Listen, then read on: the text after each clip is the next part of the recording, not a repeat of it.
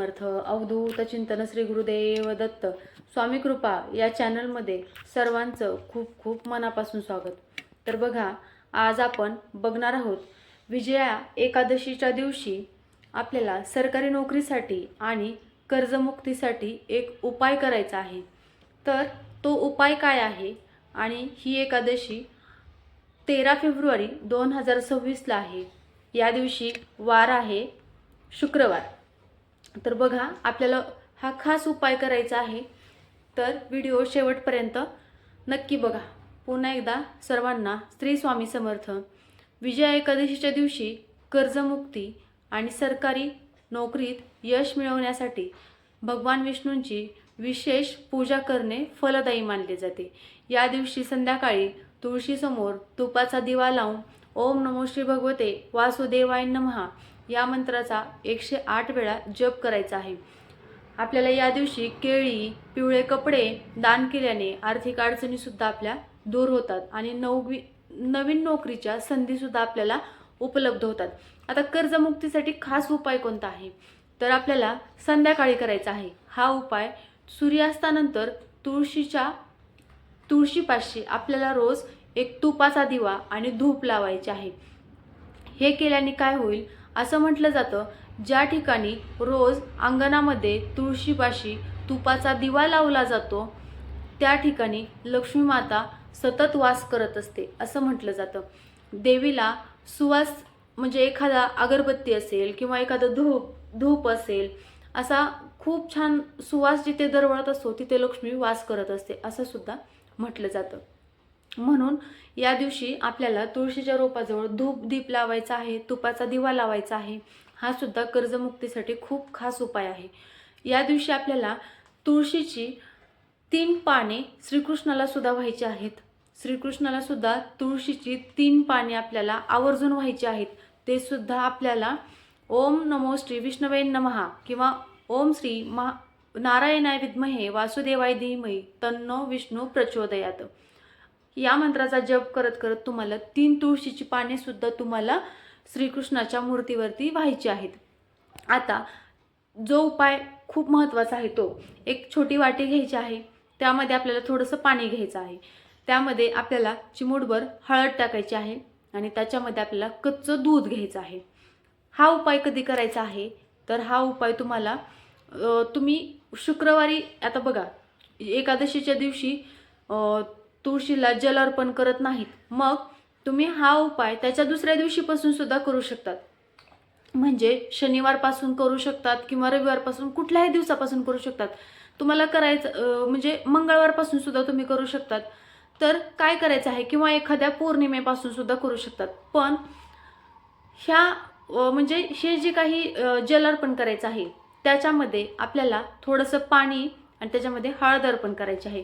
ओम नमो श्री भगवते वासुदेवाय नमः या मंत्राचा जप करत करत हे पाणी आपल्याला तुळशीला अर्पण करायचं आहे. म्हणजे थोडंसं पाणी घ्यायचं, त्यामध्ये कच्चं दूध टाकायचं, त्यामध्ये हळद टाकायची. हळद ही विष्णूंना अतिशय प्रिय मानली जाते, त्यामुळे आपल्याला हळद टाकायची आहे.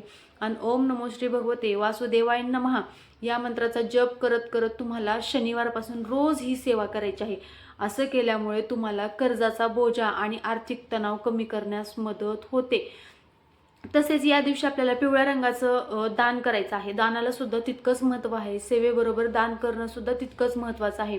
मग तुम्ही पिवळ्या रंगाचे कपडे त्या दिवशी परिधान करायचे आणि तुम्ही त्या दिवशी हरभरा डाळ सुद्धा तुम्ही दान करू शकतात. किंवा गाय आली, समजा आता एकादशीला गाईला नैवेद्य खाऊ घालत नाही, तर तुम्ही गाईला त्या दिवशी गुळ सुद्धा खाऊ घालू शकतात. लक्ष्मी प्राप्तीसाठी एकादशीच्या दिवशी गाईची पूजा करून गाईला गुळ सुद्धा खाऊ घातला जातो. आता सरकारी नोकरीसाठी सुद्धा उपाय खूप महत्त्वाचा आहे. बघा, भगवान विष्णूंना पिवळे गोड पदार्थ, मग तुम्ही काय करू शकता, पिवळा मोतीचूर लाडू ठेवू शकता किंवा केळी ठेवू शकता किंवा मग तुम्ही पिवळे पेढे अर्पण करू शकता. तुमचा जो काही मनामध्ये आहे, म्हणजे बाबा ह्या डिपार्टमेंटमध्ये मला सक्सेस मिळू दे किंवा ह्या विभागामध्ये मला सरकारी नोकरी मिळू दे, असं तुमच्या मनातील इच्छा बोलून तुम्ही भगवान विष्णूंना गोड किंवा पिवळे पदार्थाचा सुद्धा नैवेद्य अर्पण करू शकतात. आणि अखंड दिवा, आता बघा बऱ्याचशा मंदिरामध्ये म्हणजे मंदिराच्या आतमध्ये पण आणि मंदिराच्या बाहेर पण ज्यांना सरकारी नोकरी साठी प्रयत्न करत आहेत, जे खूप इच्छुक आहेत पण काही केल्याने त्यांची कामं होत नाहीत, तर कुठल्याही विष्णूच्या मंदिरात जावा किंवा कुठल्याही देवता म्हणजे कृष्णाचं मंदिर कुठं असेल तिथे जावा किंवा तुम्ही दुसऱ्या एखाद्या कुठल्या पण मंदिरामध्ये जाऊ शकता. स्वामी समर्थांच्या मंदिरात जावा किंवा तुम्ही कुठल्या एखाद्या केंद्रात जावा आणि या ठिकाणी एखादी मोठी समयी तुम्हाला शक्य झालं तुमच्या परिस्थितीनुसार तुम्ही मॅनेज करा. जर तुम्हाला शक्य असेल तर एखादी समई घ्या, नसेल तर एखादा मोठा असा दिवा घ्या आणि त्या दिव्यामध्ये तूप भरायचं, पूर्ण तूप भरायचं, त्याच्यामध्ये वाती ठेवायच्या आणि त्या दिव्याची षोडशोपचार हळदी कुंकू लावून पूजा करायची. हा उपाय एकादशीच्या दिवशी करायचा आहे. मग तुम्ही एक काम करा, सरळ विठ्ठल रखुमाईचं मंदिर असतं ना त्या ठिकाणी जावा.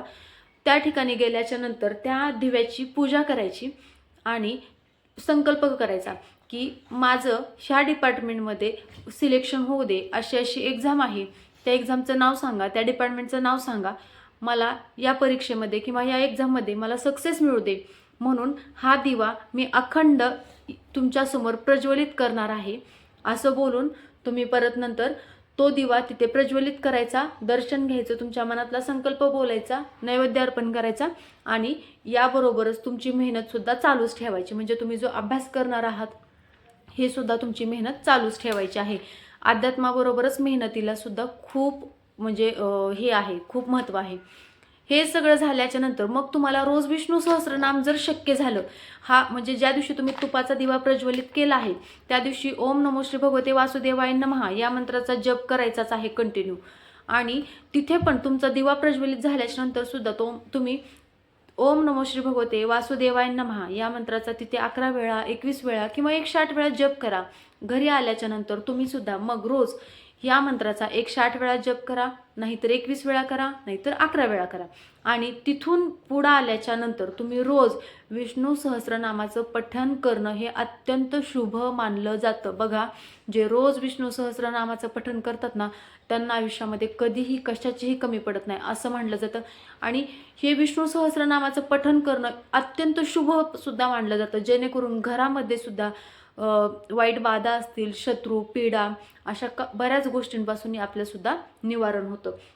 आता या दिवशी काळे कपडे घालणं टाळायचं आहे. जे काही महत्त्वाचे नियम आहेत, काळे कपडे घालणं टाळायचं आहे, तामसिक आहार, वादविवाद टाळायचा आहे, राग, द्वेष, भांडण ह्या सगळ्या गोष्टींपासून लांब राहायचं आणि दिवसभर नामस्मरण करण्यात आपला दिवस छान अशी आपण सेवा करायची. आणि या दिवशी दिवसभर म्हणजे आता जे दिवसा झोपतात ना त्यांना सुद्धा असं म्हटलं जातं की दिवसा झोपू नये, पण बऱ्याच महिलांना किंवा बऱ्याच जणांना सवय असते दिवसा झोपण्याची. तर विजया एकादशीच्या दिवशी दिवसा झोपण्यापासून म्हणजे त्या दिवशी एक दिवस न झोपलं तरी काय हरकत नाही, म्हणजे त्या दिवशी झोपायचं नाही असं म्हटलं जातं. दिवसभर अखंड नामस्मरण करत राहिलं पाहिजे असं सुद्धा म्हटलं जातं. हा दिवसभर भगवान विष्णूंच्या स्मरणात आपल्याला हा दिवस पूर्ण घालवायचा आहे.